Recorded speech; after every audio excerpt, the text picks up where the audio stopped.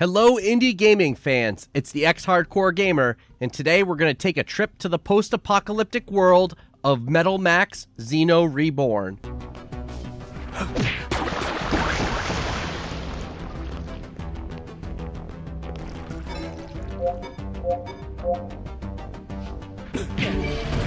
If you're like me, you're probably unfamiliar with the METAL MAX series. That's because even though it dates all the way back to the original NES, most of the games were not released outside of Japan. Originally published by Data East, after that company went bankrupt, they had a bit of a copyright issue and the series continued on as Metal Saga. Now, if that name sounds familiar, that's because the first one to get released in the United States and released in English was called Metal Saga on the PlayStation 2. Unfortunately for the English-speaking fans, that was the only game to come out for quite some time, as the next release wasn't until 2018 with METAL MAX Xeno. And that brings us to now, where we are talking about METAL MAX Xeno Reborn, which is a remake of METAL MAX Xeno from 2018. While METAL MAX Xeno was released on the PS Vita and PS4, the nice thing about Reborn is that it's going to be released on the Nintendo Switch, still on the PS4, and also the version that I reviewed, which is the PC version. Those that will get the most out of my review today will be those who are like me and who are brand new to the franchise. So METAL MAX Xeno Reborn, which I'm just going to call METAL MAX from now on to keep things simpler,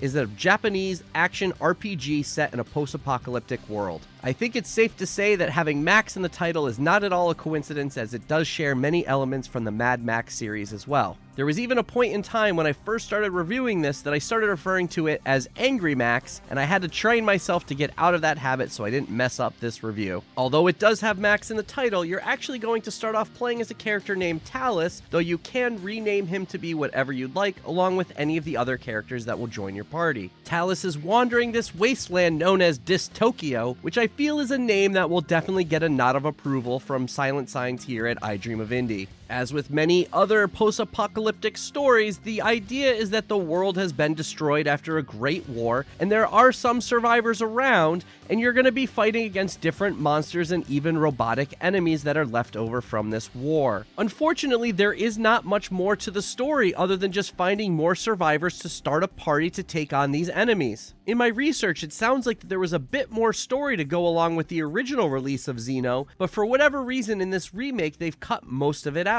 At different points of the game, you will be able to run into different characters that you'll be able to talk to, and there's also a bartender that will give you even more backstory whenever you find new liquor to give him, but other than that, there's not really a whole lot to go on. It seems that there are fans of this series that love it for its story and how it has some unique characters and situations that you find yourself in, but unfortunately I did not run into anything like that in this release. Reborn seems to just merely strip it all down to the basic element of the most simplest reason to get you out there and fighting, which is for better or worse depending on what you're looking for in a game. You no longer have to worry about slogging through a whole bunch of different dialogue just to get to the next battle, but at the same time you don't really understand why or how things are happening. METAL MAX is billed as an action JRPG, but with all its turn-based elements, I feel that I wouldn't really call it that. While out and exploring the world, everything is moved in real time, but as you run into enemies, you can choose to press a button which will stop time as you pull up your menu. It's at this menu that you have the choice of being able to attack, use a skill, or use an item, and if you choose to attack, it cuts to a first-person aiming mode. While aiming, you only have a certain amount of time to do so before the enemy can actually attack back and it changes to the full battle mode. The idea here is that your attack may be strong enough to take out the enemy with one shot, and then you never even have to go into the full battle mode. On top of that, maybe it's not necessarily enough to take them out, but you'll get a nice first shot when they're not suspecting it. When you're in the full battle mode, now it becomes more of a typical turn-based RPG where you have a meter that fills up based on what your character's speed is. This goes for the enemies as well, and that will determine the turns that are taken. The aiming mechanic goes away completely once you go into the full battle mode, as now all you have to worry about is selecting which weapon you want to attack with and which enemy that you're attacking. While in between your turns you can move around in full real time, it doesn't really seem to affect the battles at all. With the aiming mechanic now gone, that also means that the range rating is no longer a factor. This means that no matter what your position is while you're doing the battle, you can hit an enemy from anywhere no matter what weapon you're using, and conversely the enemies can also hit you. This means there's no real tactical reason to be anywhere in particular during a battle, as you can't take any kind of cover and you can't be outside of any kind of range. I believe that the movement in between turns was something that was added for this version, and unfortunately it just seems like they just wanted to give you something to do while you were waiting. While you do start on foot, as you explore some more, you will find a tank, and that will give you more options of different weapons you can use to attack with. As you get further in the game, you will find more people who will join your party, and they will also have different vehicles that can be used. You can switch vehicles and characters on the fly while you're exploring around in the world. Items found while fighting enemies, searching boxes, or finding scrap heaps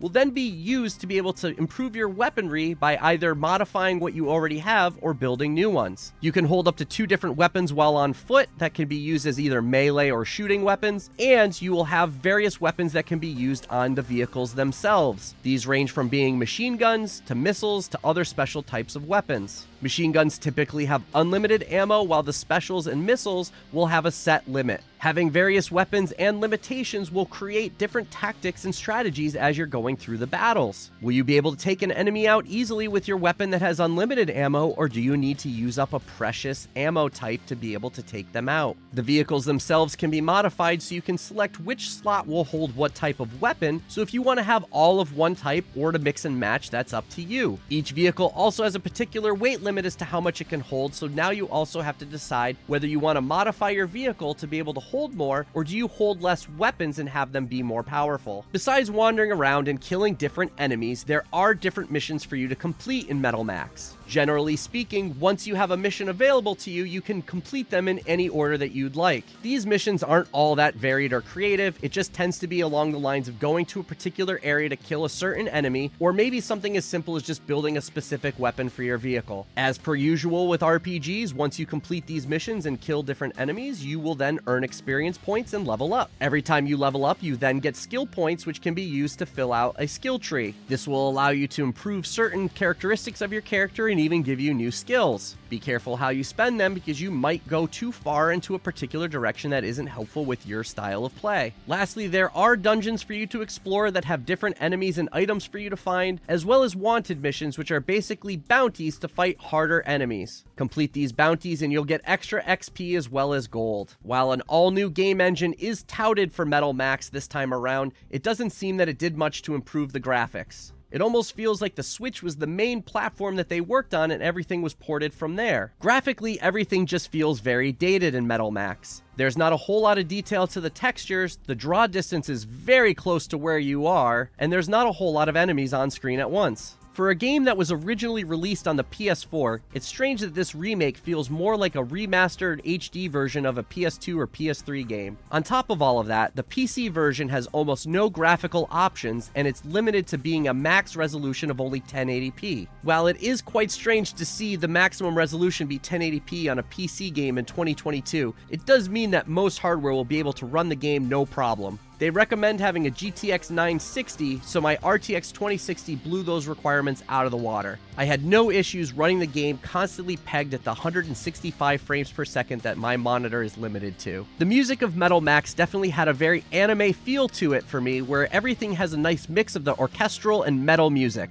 Depending on what area you're in or what type of battle you're having will determine which type of music that you have playing. It was all pretty good, but it wasn't anything that really stood out to me either. In the end, I feel that Metal Max has a very specific audience that it's going for, but unfortunately they may not be satisfied with what they get. There is a lot of jankiness to the game, but there is also some fun to be had. There was a minor bug that I ran into while playing, and hopefully that will be fixed soon, and that's that no matter what you select in the menu, the A and the B buttons will switch which functions as the accept and the cancel. Also, no matter which option you select, you will still have to always hit the B button to actually search the scrap piles and boxes in the game, so the A button only becomes accept for the menus. I personally was able to look past all these little quirks of the game and have some fun playing for hours, wandering around and getting better weapons while killing enemies. Some people are looking for a little bit more, so I will say buyer beware.